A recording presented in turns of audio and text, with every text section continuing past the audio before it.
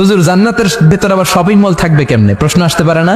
সহিহ মুসলিমের বর্ণনা, ইন্না ফিল জান্নাতি লাসুকান, জান্নাতের ভেতরে বিশাল এক শপিং মল থাকবে।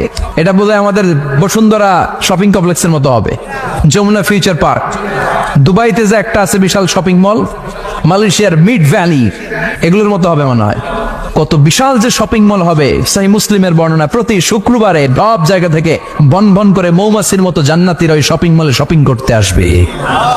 ইচ্ছে মতো দেদারসে পোশাক কিনবে, ইচ্ছে মতো শপিং করবে, টাকা দেয়া লাগবে না, ক্রেডিট কার্ড লাগবে না। সুবহানাল্লাহ পড়েন। ইচ্ছে মতো শপিং করবেন। দুনিয়াতে একটু কষ্ট করে হালাল উপার্জন করে খেয়ে যান।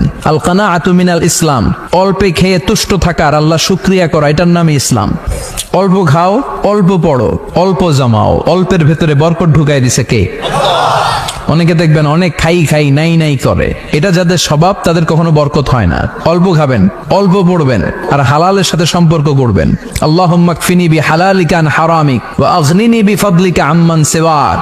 বিশ্বনবী দোয়া করতেন, আল্লাহ হালালকে আমার জন্য যথেষ্ট করেন, হারাম থেকে আমারে বাঁচিয়ে রাখেন। পড়েন আমিন। হালাল অল্প হলেও হালালে বরকত আছে না নাই?